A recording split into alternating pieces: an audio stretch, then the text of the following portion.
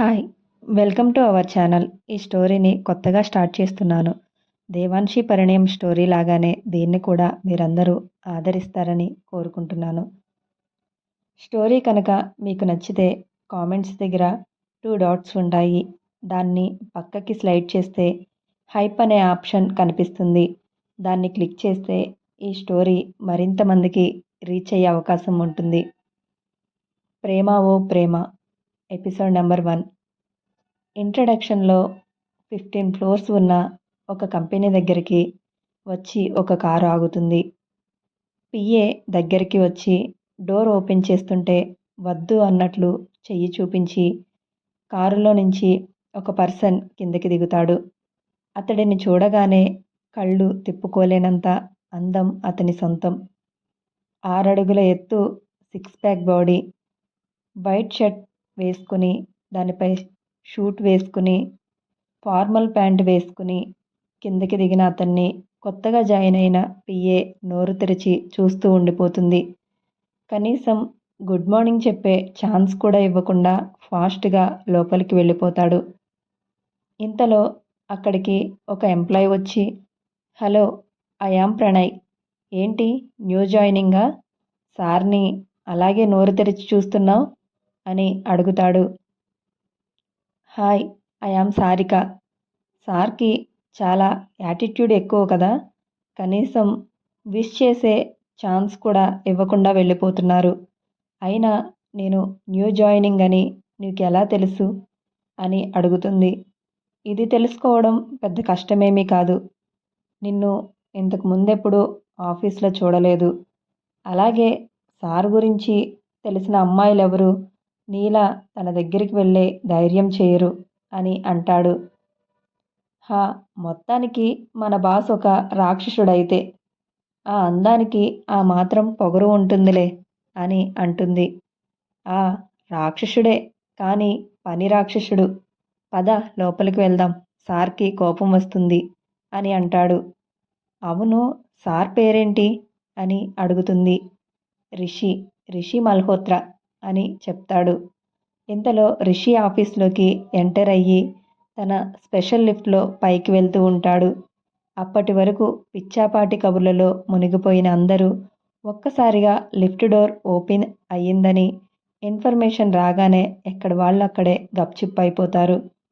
చాలా సీరియస్గా కళ్ళకి గోగల్స్ పెట్టుకుని ఒక హ్యాండ్ పాకెట్లో పెట్టుకుని ఇంకో హ్యాండ్తో తన సిల్క్ హెయిర్ని సరిచేసుకుంటూ స్టైలిష్గా వస్తున్న రిషిని చూసి లేచి గుడ్ మార్నింగ్ చెప్పి ఎవరి ల్యాప్టాప్లో వాళ్ళు తలపెట్టుకుని వర్క్ చేసుకుంటూ ఉంటారు. కళ్ళకి ఉన్న గగుల్స్ తీసి గుడ్ మార్నింగ్ అని చెప్పి సీరియస్గా వాళ్ళని చూసి ఏదో అనబోయేసరికి రిషికి ఒక కాల్ వస్తుంది. పాకెట్లో నుంచి ఫోన్ తీసి స్క్రీన్ మీద నేమ్ చూడగానే ఆటోమేటిక్గా ఫేస్లో స్మైల్ వచ్చేస్తుంది. అప్పుడే ఎంప్లాయీ స్లిప్లోకి పైకి వచ్చిన సారిక ప్రణయ్తో, ఇప్పటి వరకు సార్ సింహంలాగా సీరియస్గా ఉండి ఇప్పుడేంటి క్యూట్ ర్యాబిట్లా నవ్వుతున్నారు అని అడుగుతుంది. సార్ స్మైల్కి ఒకే ఒక కారణం, అక్షయ అని అంటే, ఎవరు అక్షయ? సార్ వైఫా, లేదంటే మదర్ అని అంటుంది. హలో, సార్ని చూస్తే పెళ్ళైన వాడిలా ఉన్నాడా అని ప్రణయ్ అంటాడు. అయితే లవరా?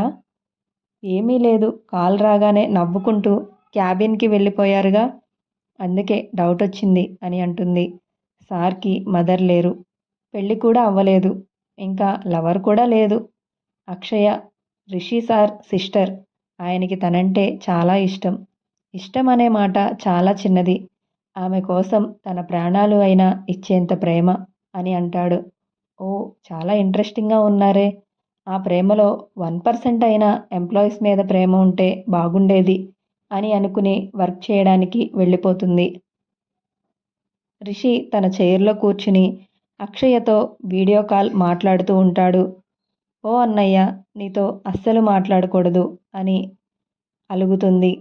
సారీరా తల్లి, నాకు మీటింగ్ ఉంది, అందుకే కుదరలేదు అని బ్రతిమాలుతూ ఉంటాడు. అన్నయ్య, నా ఎంగేజ్మెంట్కి ఏమీ ఎక్కువ రోజులు టైం లేదు. షాపింగ్ అంతా వారంలో కంప్లీట్ చేయాలంటే ఎలా? నిన్ను హెల్ప్ చేయమని అడిగితే ఆఫీస్ మీటింగ్ అంటూ వెళ్ళిపోయావు. ఇప్పుడు నాకు షాపింగ్కి ఎవరు హెల్ప్ చేస్తారు అని అంటుంది. ఏంట్రా, విక్కీ నీతో రాలేదా అని రిషి అడుగుతాడు. అన్నయ్య, నాకు కోపం తెప్పించుకు. అసలు వీడికి సెలక్షన్ చేయడం వచ్చా? పార్టీలకు వేసుకునే సగం సగం డ్రెస్సులు సెలెక్ట్ చేయమంటే చేస్తాడు. పద్ధతి గల బట్టల గురించి వీడికి ఏం తెలుసు అని అరుస్తుంది. సారీ అక్కి, ప్లీజ్ ఈసారికి కోపం తగ్గించి నన్ను క్షమించు. రేపు ఖచ్చితంగా నీతో వస్తాను అని అంటాడు. కుదరదు, నేను ఈరోజే షాపింగ్ చేయాలి అని అంటుంది. లెహెంగా నేను తర్వాత సెలెక్ట్ చేస్తాను. ఇంతలో మిగిలిన షాపింగ్ కంప్లీట్ చెయ్యి అక్కి అని అంటాడు. నేను లెహంగా తీసుకోకుండా దానికి తగ్గ మ్యాచింగ్ నేను ఎలా సెలెక్ట్ చేసుకోగలను? ముందు లెహంగా తీసుకుంటేనే నేను తర్వాత షాపింగ్ చేయగలను అని అరుస్తుంది. సరే, నా మీటింగ్ కంప్లీట్ అయిన వెంటనే వస్తాను. వెళ్దాం.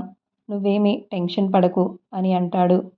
అన్నయ్య, ప్లీజ్ మీటింగ్కి వెళ్లే ముందు టెంపుల్కి వెళ్ళు, అర్థమవుతుందా అని అంటుంది. అలాగే అక్కి, వెళ్తాను అని అంటాడు. సరే, స్లోగా డ్రైవ్ చెయ్యి, జాగ్రత్త అన్నయ్య అని అంటుంది. ఇంతలో సారిక పర్మిషన్ లేకుండానే లోపలికి వచ్చి, సార్, ఇంకో 15 మినిట్స్లో స్టార్ కేఫ్లో అర్జున్ గారితో మీటింగ్ ఉంది అని అంటుంది. రిషి తలపైకెత్తి షార్ప్గా చూసి వెయిట్ అని అంటాడు. అన్నయ్య, స్టార్ కేఫ్లోనా మీటింగ్ అని అడుగుతుంది. అవునురా అని రిషి అంటే, సరే, టైం అవుతుంది, త్వరగా వెళ్ళు, బాయ్ అని చెప్పి ఫోన్ పెట్టేస్తుంది. ఇంతలో రిషి ఫేస్ కోపంతో ఎర్రగా అయిపోతుంది. హౌ డేర్ యూ, నా పర్మిషన్ లేకుండా లోపలికి ఎందుకు వచ్చావు? పర్మిషన్ తీసుకుని లోపలికి రావాలని మినిమం కామన్ సెన్స్ కూడా లేదా అని గట్టిగా అరుస్తాడు. సార్, సారీ, నేను పర్మిషన్ అడుగుదామని వెయిట్ చేశాను, కానీ మీరు బిజీగా ఉండటం వల్ల నేను అడిగింది వినపడలేదు. మీటింగ్ టైం అవుతుందని వచ్చేశాను అని అంటుంది. అలాంటప్పుడు వాయిస్ రేస్ చేసి పర్మిషన్ అడగాలి అని అంటాడు. సారీ సార్, ఇంకోసారి రిపీట్ కాకుండా చూసుకుంటాను అని అంటుంది. రిషి కార్ కీస్ తీసుకుని అక్కడి నుంచి బయటికి వెళ్ళిపోతాడు. కార్ స్టార్ట్ చేసి డైరెక్ట్గా కేఫ్కి వెళ్ళిపోదాం అనుకున్నవాడల్లా అక్కీ మాటలు గుర్తొచ్చి టెంపుల్కి వెళ్తాడు. కరెక్ట్గా గుడి దగ్గరికి వచ్చే టైంకి ఒక అమ్మాయి రిషి కార్కి అడ్డంగా వస్తుంది. రిషి సడన్గా కార్ బ్రేక్ వేస్తాడు. అంతలో ఆ అమ్మాయి వచ్చి కార్ విండో మీద నాక్ చేస్తుంది. హే పిచ్చిదానా, చావడానికి నా కారే దొరికిందా అని అరుస్తూ గ్లాస్ని కిందకి దించుతాడు. Light pink colour sleeveless churidar వేసుకుని హెయిర్ లీవ్ చేసి అటు ఫ్యాషన్ ఇటు ట్రెడిషన్ని రెండు బ్యాలెన్స్ చేస్తూ ఎండ తన ఒంటి మీద పడి మెరుస్తున్న తన ఫెయిర్ స్కిన్ని చూసి కాసేపు రిషి అలాగే ఉండిపోతాడు. ఆ అమ్మాయి కూడా రిషిని చూడగానే అలాగే ఉండిపోతుంది. అంతలో రిషి తేరుకుని, hey, who are you, why did you block my car, కొంచెం ఉంటే చచ్చేదానివి అని అరుస్తాడు. సార్, మీరు నాకు ఒక హెల్ప్ చేయాలి అని అంటుంది. ఎవరు నువ్వు, నాకు కోపం తెప్పించకుండా అడ్డులేగు అని అరుస్తాడు. సార్, ఆ కోపం మీ ఫేస్కి అస్సలు సెట్ అవ్వలేదు. ప్లీజ్ ఒకసారి నేను చెప్పేది వినండి, తర్వాత మీ ఇష్టం అని అంటుంది. రిషి కారు దిగి, నువ్వు చెప్పేది నేను ఎందుకు వినాలి అని కోపంగా మీదకి వస్తాడు. ఇంతలో ఒకతను గుడి నుంచి బయటికి వచ్చి, ఏమ్మా, నీకు పనేమీ లేదా, ఇలా వచ్చిన వాళ్ళ కార్లు ఆపుతున్నావు అని అంటాడు. సార్, ఆ అమ్మాయి మాటలు వింటే మనకి టైం వేస్ట్. ఇందాకలా నాతో కూడా ఇలాగే ఆడుకుంది, ఇప్పుడు మిమ్మల్ని అని అంటాడు. ఏ, ఎందుకే ఇలా అడ్డంగా ఉండి నా టైం వేస్ట్ చేస్తున్నావు అని రిషి మీదకి వస్తాడు. ఆ అమ్మాయి అతన్ని మింగేసేలాగా చూస్తుంది. నేను మాట్లాడుతుంటే అటు చూస్తావేంటి అంటాడు. ఆ అమ్మాయి ఎందుకు చెప్తుంది, నేను చెప్తాను వినండి, తను చేసేదే చండాలం. అదిగో అక్కడ పెళ్లి బట్టల్లో సగం వయసు అయిపోయిన ఇద్దరు కనిపిస్తున్నారుగా, వాళ్ళ పెళ్ళికి తీసుకెళ్ళి మిమ్మల్ని బకరా చేయడానికి. అది సాధారణమైన పెళ్ళి కాదు సార్, వాళ్ళకి ఇంతకు ముందే పెళ్ళయింది. లేచిపోయి వచ్చి రెండో పెళ్లి చేసుకుంటున్నారు. అందుకు ఈవిడ గారు సాయం చేస్తున్నారు అని చెప్తాడు. ఓ పెద్దాయన, నీకు పూర్తిగా మ్యాటర్ తెలీదు. అసలు నా గురించి నీకెందుకు? నువ్వు ఇక్కడి నుంచి వెళ్ళు, లేదంటే అదిగో మీ ఆవిడకి చెప్తాను అని అంటుంది. అతను వాళ్ళ ఆవిడకి భయపడడం చూసిన ఆ అమ్మాయి ఆ క్షణంలో అతన్ని పంపించడానికి అలా చెప్పింది. అయినా నాకెందుకులే అని అతను వెళ్ళిపోతాడు. రిషి కోపంగా చెయ్యి పైకెత్తి ఆ అమ్మాయి చెంప మీద ఒక్కటి పీకుతాడు. హే, నీకు సిగ్గులేదా ఇలా లేచిపోయిన వాళ్ళకి పెళ్లి చేయడానికి? అసలు నీలాంటి వాళ్ళు అంటే నాకు అసహ్యం అని తనని పక్కకి తోసి వెళుతుంటాడు. హే ప్రేమ, ఎవరే అతను నిన్ను కొట్టాడు అని దూరం నుంచి పిలుపు వినబడి రిషి చూసేసరికి వాళ్ళు ఆ అమ్మాయి దగ్గరికి వస్తారు. ప్రేమ పేరుకు తగ్గ పనులే చేస్తుందిలే అని కోపంతో అక్కడి నుంచి గుడిలోకి వెళ్ళిపోతాడు. ఇంతలో ప్రేమ, ఎంత పొగరు వీడికి, ఒళ్ళంతా బలుపు ఉన్నట్లుంది, ఎంత గట్టిగా కొట్టాడో సచ్చినోడు అని అనుకుంటూ వాళ్లతో పాటు ఆ పెళ్లి దగ్గరికి వెళ్తుంది. చెంపపై చేతి ముద్రలు చూడగానే ఏమైంది ప్రేమ, ఎవరతను, నిన్నెందుకు కొట్టాడు అని తన ఫ్రెండ్ అడుగుతుంది. ఏమోనే, అయినా వాడు పెద్ద సైకోలా ఉన్నాడు, వాడి గురించి వదిలే అని స్టేజ్ మీదకి వెళ్ళి, సారీ అమ్మమ్మ, నేను చాలా ట్రై చేశాను, నీ మనవడు వయసున్న అబ్బాయితో మీకు బట్టలు పెట్టించలేకపోతున్నాను అని బాధపడుతుంది. ప్రేమ చెంప మీద చెయ్యి వేసి, ఎందుకు ప్రేమ ఇంత రిస్క్ తీసుకున్నావు? రాను అంటే ఇబ్బంది పెట్టకుండా వదిలేయొచ్చుగా. అయినా వాడు మనిషేనా? ఒక ఆడపిల్ల మీద చెయ్యి చేసుకున్నాడు అని అంటుంది. అయినా నువ్వైనా విషయం ఇది అని అతనితో చెప్పొచ్చుగా అని అంటుంది. అతడు ఎదుటి వాళ్ళు చెప్పేది వినే రకం కాదు బామ్మ. ఇందాక నా ఫ్రెండు ఒక అంకుల్ని తీసుకొచ్చింది. అతనితో ఏజ్ అయిన వాళ్ళు కాదు, వయసులో ఉన్న అబ్బాయి కావాలి, వాళ్ళ మనవడి వయసున్న వాళ్లతోనే ఈ బట్టలు పెట్టించాలి అని అతన్ని పంపించేశాముగా. అప్పుడే వాడు నా టైం అంతా వేస్ట్ చేశారని తిట్టుకున్నాడు. వాడిని అంకుల్ అనడంతో ఇంకా కోపం వచ్చింది. ఆ అబ్బాయి దగ్గర పిచ్చి పిచ్చిగా వాగాడు. మీరు లేచిపోయి పెళ్లి చేసుకుంటే నేను మీకు హెల్ప్ చేస్తున్నా అని అతనితో చెప్పాడు. అంతే, ఆ మాట విని అయ్యగారికి కోపం వచ్చింది అని అంటుంది. అయ్యో రామా, సన్నాసి వెధవ అలా చెప్పాడా? షష్టి పూర్తి చేసుకుంటే లేచిపోయి పెళ్లి చేసుకుంటున్నామని చెప్పాడా దరిద్రుడు అని తిడుతుంది. సర్లేమ్మా, నువ్వేమీ బాధపడకు. అయినా ఒక అబ్బాయిలా ధైర్యంగా వెనుక ఎవరూ లేకపోయినా వెడ్డింగ్ ప్లానర్గా చేస్తున్నావు. నిన్నే నా మనవడు అనుకుంటాను. ఆ బట్టలేదో నువ్వే పెట్టు అని అంటుంది. అందుకు ప్రేమ నవ్వుతూ, మీలాంటి వాళ్ళని చూసినప్పుడే ఈ ప్రేమ అనాది కాదని అనిపిస్తుంది అని థ్యాంక్ యూ అమ్మమ్మ అని వాళ్ళిద్దరినీ హగ్ చేసుకుంటుంది. అప్పుడే గుడి నుంచి బయటికి వచ్చిన రిషి దూరంగా ఉన్న ప్రేమని చూసి సిగ్గులేని పనులు చేస్తూ మళ్ళీ పళ్ళి వికిలిస్తుంది. ఓ గాడ్, ఇలాంటి దరిద్రాలని ప్లీజ్ నాకు దూరంగా ఉంచు.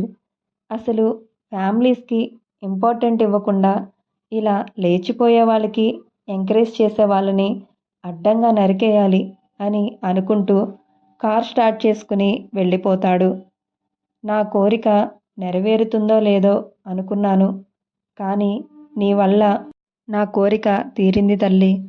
మా ఆవిడకి నేను ఇస్తున్న బహుమతి. ఇంట్లో వాళ్ళకి చెప్తే మీకు ఈ వయసులో ఇదంతా అవసరమా? మా పెళ్ళాలకే మేము ఏమీ చేయలేకపోతున్నాం, మీకోసం షష్టి పూర్తి చేయాలా అని అడిగారు. అందుకే వాళ్ళకి తెలియకుండా మేము దాచుకున్న డబ్బులతోటి ఇలా చేసుకున్నాం. నా మనవడికి మేమంటే చాలా ఇష్టం, కానీ వాడు ఇప్పుడు మా దగ్గరికి రాలేనంత దూరంలో ఉన్నాడు. ఒకవేళ వచ్చినా వాడిని కూడా చెడగొడుతున్నామని వచ్చినందుకు వాడిని తిట్టి మమ్మల్ని నానా మాటలు అనేవారు. అందుకే నువ్వు ఇలాంటి ఈవెంట్స్ చేస్తావని తెలిసి నిన్ను అడిగాను.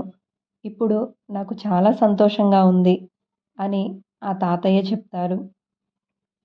సరే తాతయ్య, నన్నే మీ మనవడు అనుకోండి అని వాళ్ళ దగ్గర ఆశీర్వాదం తీసుకుని, నాకు ఫ్యామిలీ కంటే ప్రేమే ఇంపార్టెంట్. అది స్వచ్ఛమైన ప్రేమ అయితే దానికోసం ఎవరితోనైనా ఫైట్ చేస్తా అని అంటుంది. సర్లే అమ్మమ్మ, మీరు నైట్కి ఇంటికి వెళ్ళండి. అప్పటి వరకు మీకు ఇబ్బంది లేకపోతే మా ఆశ్రమంలో ఉండండి అని ప్రేమ అంటుంది. అలాగే తల్లి అని నుదుటి మీద ముద్దు పెట్టుకుంటారు. సరే, నేను ఇదంతా ప్యాక్ చేసి క్లీన్ చేయించాలి. మిమ్మల్ని నా ఫ్రెండ్ తీసుకెళ్తుంది అని అంటుంది. సరే అని వాళ్ళు అక్కడి నుంచి వెళ్ళిపోతారు. రిషి ప్రేమతో గొడవ పెట్టుకోవడం వల్ల మీటింగ్కి 5 మినిట్స్ లేటుగా వెళ్తాడు. అప్పటికే ఆ క్లయింట్ వచ్చి ఉంటారు. రిషి రాగానే, సారీ అర్జున్ గారు, లేట్ అయినందుకు. టెంపుల్కి వెళ్ళడం వల్ల అక్కడ కొంచెం లేట్ అయ్యింది అని చెప్తాడు. అక్కడ అర్జున్తో పాటు రిషి ఏజ్ ఉన్న వాళ్ళ అబ్బాయి అవినాష్ కూడా ఉంటాడు. నేను నీ గురించి చాలా విన్నాను, ది గ్రేట్ రిషి మల్హోత్రా. నేను విన్నదాన్ని బట్టి నువ్వు చాలా టైం పంచువల్ అని, కానీ మీరేమో మమ్మల్ని 5 మినిట్స్ వెయిట్ చేయించారు. నేను విన్నంత గొప్పవారేమీ కాదు మీరు అని అంటాడు. ప్రేమ అంటే ఒక నాన్సెన్స్ అని, అన్నిటికంటే ఫ్యామిలీనే ఇంపార్టెంట్ అనుకునే రిషి స్వచ్ఛమైన ప్రేమ కోసం ఎంతకైనా తెగించే ప్రేమ. వీరి ఇరువురి మధ్య బంధం ఎలా ఏర్పడబోతుంది? ఇలాంటి మరిన్ని ఇంట్రెస్టింగ్ ఎపిసోడ్స్ కోసం మీరు నా ఛానల్ని సబ్స్క్రైబ్ చేయండి, లైక్ చేయండి, షేర్ చేయండి. స్టోరీ కనుక మీకు నచ్చితే కామెంట్ చేయండి. Thank you.